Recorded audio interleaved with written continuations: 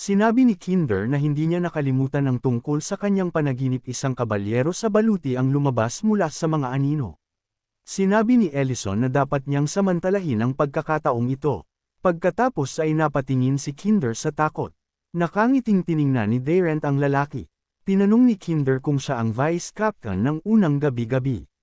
Sinabi ni Darren na natutuwa siyang makilala siya, at idinagdag na ang kanyang pangalan ay Darren at siya ay inatas ang turuan sila kung paano humawak ng tibak. Isang dilaw na ilaw ang nakikita mula sa mansyon. Napangiti si Darren sa pagkalito. Naalala niya ang lalaking may likod. Sinabi ng lalaki na tinanggap niya ang bagong count, at narinig niya ang tungkol sa kanya mula sa Vend Inc., at ito ang kanyang simbolo ng katapatan. Napatingin si Gabon sa count na may malapad na ngiti, may hawak na dibdib. Sinabi ni Gabon na natutuwa siyang makilala siya, at hiniling na tanggapin ang isang maliit na regalo.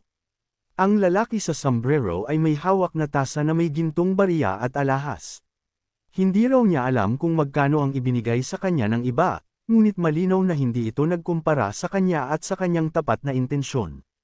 Ang count ay tumingin pababa sa pagkalito kapag ang mga dibdib ng ginto ay nakikita sa likod niya mamatay. Tinanong ni Aaron kung ano ang lahat ng ito. Nalilito ang tingin ng katulong sa kwento. The count told him na huwag siyang titigan ng ganyan. Pumikit ang blonde. Sabi ng katulong, tatawagan daw niya ang susunod na mamatay.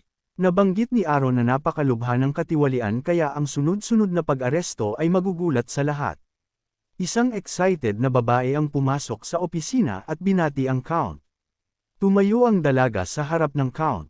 Tinanong ng blonde kung sino siya. Sabi ng babae, Mohan daw ang pangalan niya, at may kinalaman siya sa mga isyu sa lupa. Ibinaling ni Mohan ang atensyon sa mga kaban ng ginto. Hinampas niya ang mga kamay sa mesa, bumangon mula sa kanyang upuan. Sinabi ni Mohan na ito ay kung kukunin niya ang posisyon mula sa kanya. Sinabi ng count na siya ay tinanggap. Hinawakan niya ang mga kamay ng dalaga, sinasabing may hinihintay siyang katulad nito. Tinanong ni Mohan, ano ang ibig mong sabihin? Ngumiti ng malapad si Darren, nakatingin sa malayo at hawak-hawak ang kamay ng dalaga. Sabay daw silang magsisad sa mundo ng mga tiwaling opisyal. Mohan tumingin sa kung ano ang nangyayari sa horror, iniisip na ito ay kabaliwan, at ang lungsod ay ganap na nawala mabaliw at kailangan nila upang makatakas mabilis. Iwinawagayway ni Kinder ang kanyang tibak. Nakatayo siya sa training ground, nagsasanay gamit ang armas. Kinumusta ni Ellison si Darren. Bahagyang nag-smirk ang vice captain. Tinanong niya kung ano ang sasabihin, na sa tingin niya ay kailangan niyang matuto muli kung paano humawak ng tibak. Sinabi ni Ellison na habang naroon siya, wala siyang dapat ikabahala. Nakahandusay sa lupa si Rain habang nakapikit. Hiniling ni Ellison na bumalik siya sa Imperial Palace. Sinabi ni Darren na siya na ang bahala sa paglipat. Tinanong ng Archmage kung gaano katagal bago siya maging isang respetadong bantay. Nag-cruise ang bisig ng vice captain. Nakakagulat daw na marami siyang naabuso sa bandido, at kahit araw-araw siyang mag-training, aabutin pa ng hindi bababa sa 3 buwan. Isinandal ni Ellison ang ulo sa puno, sabi niya na napakahaba nito, inisip niya ay hindi siya maaaring makialam, ngunit imposible ring panuurin ang paghihirap ng mga naninirahan. Nanlaki ang mga mata ni Ellison, pagkatapos ay ngumiti siya ng malaki. Naisip ni Darren na marahil ay may ideya siya, ngunit mas mabuting huwag nang makialam. Isang buong buwan ang nagliwanag sa lungsod. Naglakad ang batang babae na may hawak na bag, nakatingin sa itaas sa takot. Sinabi niya na kailangan niyang magmadali pabalik bago siya maligo, at isang lalaking may dagger ang lumitaw sa pader, na humihiling na siya ay naglalakad doon sa unang pagkakataon. Sabi ng lalaki, first time daw niya itong makita. Ang babae ay napapalibutan ng mga lalaki. Ang bandido ay nagtanong kung alam niya kung kaninong teritoryo ito. Tumulo ang luha sa mata ng dalaga. Humingi ng paumanhin ang brown-haired girl sa mga bandido, na hindi raw niya alam. Sinabi ng lalaki na huwag siyang matakot. Ngumiti siya ng mali siya, na kung talagang naaawa siya, kailangan niyang bayaran ang puting buhok na lalaki na nakabelang ang kanyang pansin sa likod niya. Sinabi ng bandido sa dalaga na wala siya dito. Sigaw ni Ellison para tumigil na sila. Ellison sa pulang maskara, itinaas ang kanyang hintuturo. Sinabi niya sa kanila na ihulog agad ang kutsilyo. Sina Ellison at Ron ay naglagay ng pulang cape sa kanilang ulo. Ayon kay Ellison, sila ang may pananagutan sa hustisya sa bayan, at sila ay isang vigilante squad mula sa isang restaurant. Nalilito ang tingin ng mga bandido sa mga lalaki. Tinanong ng bandido kung ano ang mga vigilante nila. Tinanong ng lalaki kung ano ang gusto nilang sabihin, na may isang bag sa kanilang mga ulo, si Ellison ay nagbaril ng isang haligi ng enerhiya. Sabi ng bandido, kung ayaw nilang mamatay, dapat umalis na sila. Sinabi ni Ellison na ito ay isang sinag ng katarungan. Ang haligi ng enerhiya ay tumama sa bandidong stagger. Isang dilaw na magic pillar ang tumagos sa kalangitan. Napatingin sa malayo ang dalaga sa takot. Nagsimulang magmadali ang mga bandido, at sinabing makikipag-ugnayan sila sa kanila mamaya. Sinabi ni Ellison na nalaman nila ang kapangyarihan ng mga vigilante. Rain asked na baka mas maganda na palitan ang pangalan. Lumuluha ang babae sa mga lalaki, sinasabing ang boses at magic na ito. Awkward na ngumiti si Ellison. Tinanong ng babae na siya si Count Revolk. Napatingin ang dalaga kay Ellison na may malapad na ngiti. Sinabi ni Rain na naalala niya ang babaeng ito, at nasa silid niya ito. Tinanong ng brown-haired girl na siya si Count Revolk. Sinabi ni Ellison na hindi niya inisipan na mabilis siyang mahuli. Tatlong lalaki ang nakaupo sa mesa. Sinabi ng lalaki na patay na si Ricardo at hindi alam ang kinaroroonan ni Lord Ridon, at idinagdag na nawasak ang lahat ng silid at selda. Ang naahit na ulo na lalaki ay nakatingin sa unahan na may pagkadismaya. May bagong count din daw sa lungsod, at nagsasaya ang mga guys nila sa city, pero hindi magtatagal ay matatapos ito. Ang leader ng gang dahil sa kidnapping at human trafficking sa lungsod ng Dedron Volta. Napatingin sa unahan ng lalaki na nakapikit ang mga mata. Sinabi niya na kailangan nilang mag-isip tungkol sa karagdagang mga aksyon. Napansin na siya ang isa na may mga pakikitungo kay Lord Redden, ang pinuno ng Dedrin Assassination Squad, McKen. Ang lalaki ay tumingin ng may takot sa hinaharap, na nagsasabi na angkop ang mga ito sa ari-arian ng Panginoon Ridon, ang pangunahing katulong para sa human trafficking sa Dedrin Valora.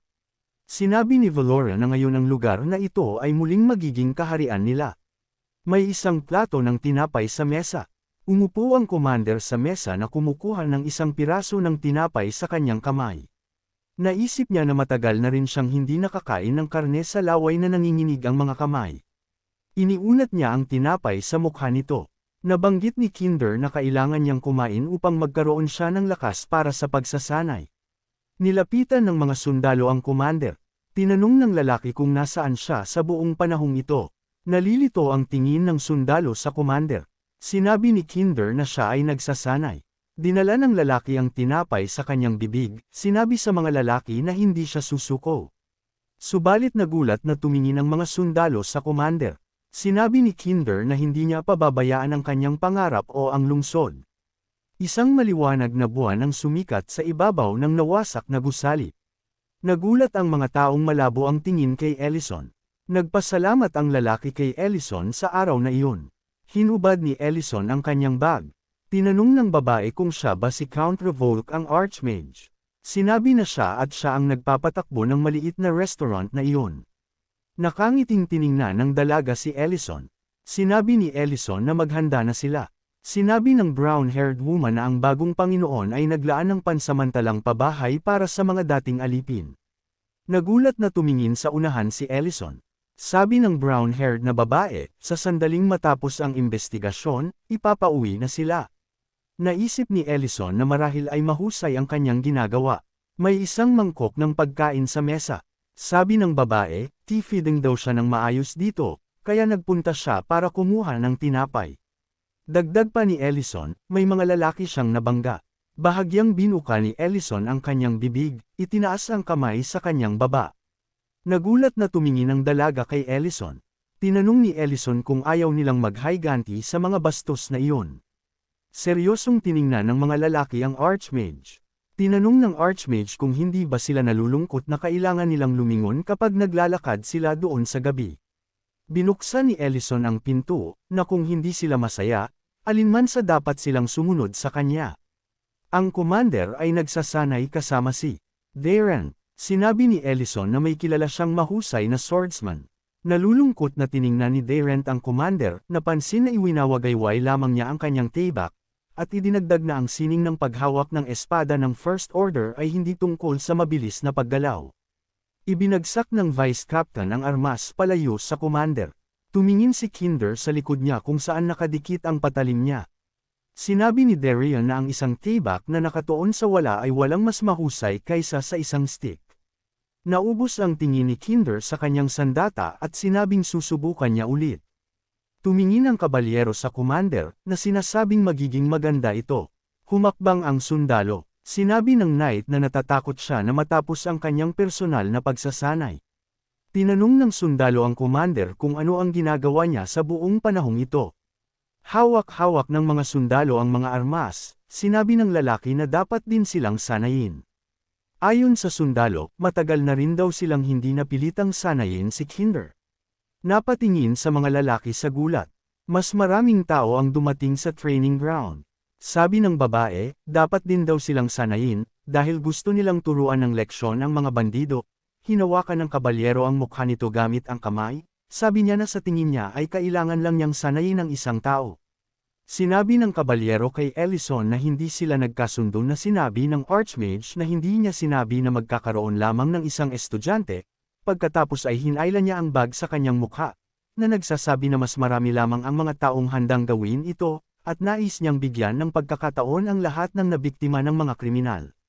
Nabanggit ni Daren na kailangan nilang magdala ng mas maraming tao mula sa kabisera. Ang buwan ay nagniningning sa itaas ng gusali ang mga kwartel ng militar ng lungsod ng Dedron. Si Mohan ay tumingin sa malayo na may takot na tingin. Sinabi niya na nagtataka siya kung ano ang ginagawa nito, dahil kumukuha ito ng suhol. Landowner, Mohan Daren binuksan ang scroll na nakatingin dito.